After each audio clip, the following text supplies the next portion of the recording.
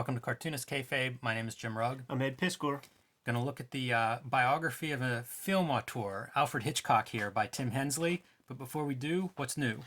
Patreon.com/Ed Piscor, serializing my Red Room comics for the early adopters, man. Murder on the Dark Web for Fun and Profit is the subject matter of the series, and issue 1 is up there completely available right now.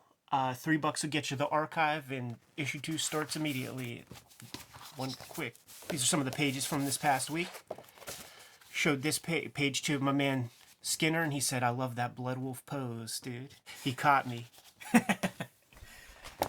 My latest, Octobriana 1976, world's first blacklight comic. In stores now, wherever you buy comics. It's also available online, Comixology, or my website, jimrugg.com, as a digital edition, as well as the 350-page process zine. So you can get this in person or on your screens, wherever you like to read comics. What do we got here, Jimmy? Tim Hensley for sure. Yes, Tim Hensley, Wally Gropius would have been a comic that he had done before this. He's done a number of fanographic short stories in places like Mome, but also a film fan. And so he had been doing these strips about Alfred Hitchcock, and I think this thing kind of built out from there. It's published by Pigeon Press, which was Alvin Buenaventura's publishing house. This is the last publication that they did before Alvin Buenaventura passed away. So this is the final publication for them. They did 1,000 of these. Doing some research for this, it was printed locally in California where Pigeon Press was based. He would go do press checks on this, and this is an oversized book. So you saw Octobriana, comic book size, much smaller. Whenever this was printed, because of its oversize, it was not printed like ganged up. Usually signatures are printed like 8 pages on a sheet, but because this was so big, it was just 2 pages. It was just like one piece of paper. 22 press checks Buenaventura put in on this thing. He had a loop that you could censor out your inks, so you could just look at the cyan plate. After it was printed, I want that loop real bad. Did not know that existed. But the point of all of that is Buenaventura was known for, he worked with guys like Dan Clowes. He was known for having a real eye for production, for art, and for comics as art. So very high-end production values with this, which matches Tim Hensley, I think, very well, who I think of as a very precise kind of cartoonist. And you can see it in the design. So the main character's design is based on Tubby from the Little Lulu comics, which actually fits Hitchcock pretty well, as you'll see as we get into it. Fits Hensley really well as well, man, because he's pulling from kind of golden age Bigfoot traditions, Harvey Comics kind of energy. Totally, 100%. And that's what even the tone of this comic fits that, because it's a comical take. There are lots of little details, if you're a Hitchcock fan, that you'll recognize stories and anecdotes that he's drawing from. This is a series of strips, is the way this is put together, and we'll go through page by page. But you'll see, it's a biography in a very cartoony sense of the word biography. And this cover, a little bit of a reference to the Bob Hope comics. Over 100 of those were published in that 1950s time period, I think by National DC Comics, yeah. But it's even, the logo is based on that. So to give some context, when you mentioned that cartoonish history, Ed, it's spot on. It's exactly what he's pulling from. And he's keeping with that tradition too. There would be Ripley's Believe It or Not Sunday strips would be formatted in this way here, man, with the kind of grease pencil on the Coquille board, little factoids about different characters or whatever. Yeah, and very deprecating factoids. This is her quote: "He, Hitchcock, thought of himself as looking like Cary Grant. That's tough to think of yourself one way and then look another." So the whole thing has that kind of little bit of a tongue-in-cheek quality about it. Alma being his wife. This is kind of the origins of how those two met and got together. And, like I said, you're going to see a lot of this kind of comical stuff, altitude sickness that he's dealing with on the set of one of his early films. Look at that onomatopoeia, too. Yes. He would do that in Wally Gropius. Great color. You could see that attention to detail was paid toward the color of these strips, man. Yeah, one of the very subtle things that you'll notice is the blushing of cheeks on Alfred Hitchcock, and that will fluctuate. There'll be times when he's in much more of a state of, aggravation arousal in some cases, and you'll see that blushing be more pronounced. So that was one of the things when I was looking up the press checks that they were talking about, like that subtle printing detail that they wanted to get right. And look at the sort of light, subdued hues of the colors here that really sell the 100%, cyans and the magentas and yellows. Yeah, the Salvador Dali showing up in character, both visually and within the history of those two working together. This is a pretty famous kind of joke, but in real life, I think somebody had written him a fan letter talking about how they're afraid to take a shower after Psycho, and his response was, "Consider having her dry cleaned." I would point out lettering to people watching at home. This is a very extremely detailed piece. Nothing's unconsidered in this comic, and that includes the lettering, which is just kind of a tour de force.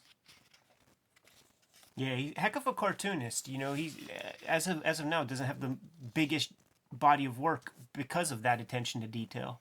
Yeah, I have no idea what he does. I don't know much about him, like what his day job is or anything.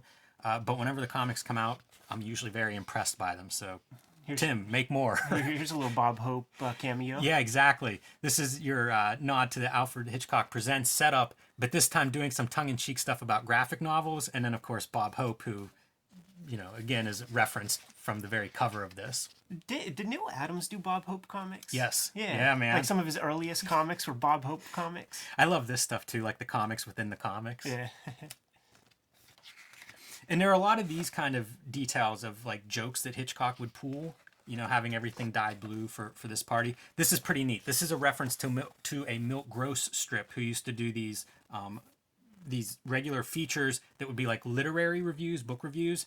And one of the reviews was on the book that Rebecca was based on, the Hitchcock movie. Oh. And so it's kind of a nod to a nod, it's referencing this piece, but again, like using some of the language that Milt Gross would use. So, you have a wordless strip. It's still within the style, but it's kind of that wordless, pantomime kind of Milt Gross approach. Giving some background on his childhood, the effect of going to see, a movie just screened on the wall and noticing people's response. Wow. I would love to think that that's true. Yeah, I mean, that's the thing. There are probably, this stuff has pieces, right? Little anecdotal pieces that are maybe the basis of it. That's cute. Hensley's making this comic for other cartoonists to enjoy. That's why there's 1,000 of them. I bet if you took a demographic breakdown, it's like 90% cartoonists own this thing. The shame of it too is I'm sure that Hitchcock fans would get a kick out of this. Probably will never know it exists. No. And some of it's based on real life tribulation. So Vertigo being delayed for various reasons. He had problems with health, his star getting pregnant, so having to further delay the filming, and pushing it back. So again, these are things that are based on some historical, accuracy, just filtered through Hensley's sense of humor. How about that? Yeah, that's good end papers. Yeah. Is that the center spread? It is, yeah. Yeah, see, like totally making good use of the entire format. It's very easy to open to that centerpiece and got a nice bombastic image to go along with it. So cool. Such a glamorous. I think Hensley's a California guy. I think probably clearly influenced by the whole film industry. If you're living in LA or something, I think it'd be hard to not be influenced by that. And I feel like that's what these kind of panels are. Again, shenanigans. So tells this story about how this is a haunted set, bets the one guy that he can't stay there overnight. So whenever the guy agrees to that, he then switches out his, brandy will steady your nerves a little bit. But meanwhile, he switches it out with laxative. Wow. Again, I have no idea, like, what seeds of this are true and what parts aren't. Tim Hensley's outing, I just saw not too long ago, Stanley Kubrick has been canceled. Oh no! 30 years after his death, man. So I'm gonna have to wake him up and let him know. Yeah, that might get Sir Alfred canceled. Apparently, Hitchcock was known for if you're on an elevator with him, he's telling some outrageous stories. He has a captive audience and taking advantage of it. And so this is like one of his examples of telling his elevator story. That's cool. This is something that always freaked me out. Like whenever you see like Scorsese talk about like the history of film and the directors that mattered to him, and they would never talk about it. They would just show the pictures of these different directors. And I guess when you're looking in the camera, you're staring into the sun, and it just kills your eye because they all fucking have no vision. That's funny. I bet that's where this strip comes from, is probably those Scorsese stories, right? I mean, if you recognize it, it's probably the same deal where he's like, I won't look through the viewfinder. You know where you know where else? Sweetback's badass song, the Melvin, no, the Mario Van Peebles version, like it showed like all the old directors, and I think that happened to Melvin Van Peebles. I think his eye got fucked up. Wow. From staring into that thing too, man. I guess back in these days, if you worked in an offset printing press, it was considered a veteran stroke if you didn't have 10 fingers on your hand. So Before all the safety mechanisms were put in place on his trimmers. So I guess a sign of a veteran director is you can only see out of one eye. I'm gonna point out just that panel for somebody being hung like from under the trapdoor. That's wild. Yeah. There's a handful of these kind of things too. A lot of this is very straightforward kind of compositions, almost like that sideways, shot.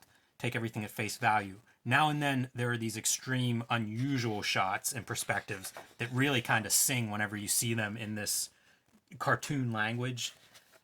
It's really stands out. This was a print that was included. There were some pieces that were included with this book. One of them was a coaster, and I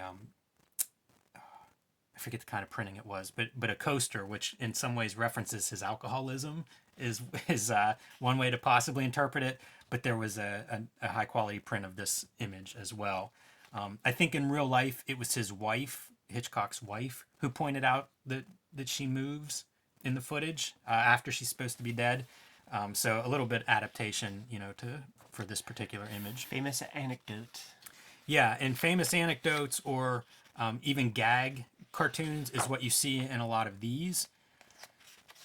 From the various movies. Yeah, and the makings of, it's not necessarily, some are very real. Okay, so like Rebecca, there's one, the actress was like, I'm all out of tears, I don't think I can cry anymore. And he's like, well, what would it take to make you cry some more? And she says, well, maybe if you slap me, and then he slaps her. I think that's a true, that's an anecdote. This stuff would be, like, you could listen to the entire conversation between Hitchcock and Truffaut. It's 12 hours, and you can find it probably on archive.org, and he talks about all this stuff. So I wouldn't doubt that this is where Hensley got a lot of that. Pretty clever. These are all his films, but then the black and white TV show, switch it up a little bit, even though it's still a 4-panel cartoon strip. Yeah, it's just inventive. It's like your subject is Hitchcock. How many funny stories, jokes, different formats can you fit stories about him in? Truffaut is, as you just mentioned, Ed, famous for that lengthy interview conversation between the two. Beware though, like when you listen to that conversation, by the way, this is perfect for it. I know that there's like a percentage of people that when they hear people chew, it like really is like nails on a chalkboard to them. You're not going to be the person that wants to listen to that if you have that affliction. Maybe get the book, get the print version. Yeah, get the print. That. But it's funny because like it's almost not even mentioned. Yeah, you know what I mean. It's what more can be said about it? Such a famous thing, and we're just going to see sort of the tertiary elements about it, and even those are probably made up to some extent. Things like famous for watching Smokey and the Bandit over and over. I didn't know that. That's great.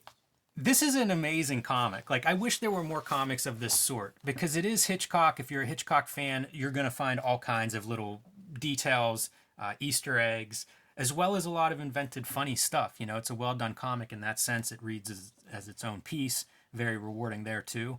I'm surprised there's not more stuff like this. Yeah. Because there's so many rich subjects that you could really, take this rich subject and examine it through the format of comics. Don't see it enough. Really well done. Helps that it's, I think it's a good marriage of publisher, printer with cartoonist. Two very, very detail-oriented people who had a vision for this thing and made it happen. Yeah, that's an incredible comic. They shouldn't do the 1,000 on this. Like, I feel like there's a bigger audience for this one, but it is what it is, and I'm happy I just got to see one. Kayfabers, like, follow, subscribe to the YouTube channel. Hit the bell. We'll notify you when the next vids are available. Octobrion is in stores now and available on Comixology. Red Room, my current comic project, is being serialized on Patreon, patreon.com/edpiskor. You can subscribe to the Cartoonist Kayfabe e-newsletter at the links below this video. You can find Cartoonist Kayfabe t-shirts and merchandise at the links below this video. Give them the marching orders, Jimmy. Read more comics.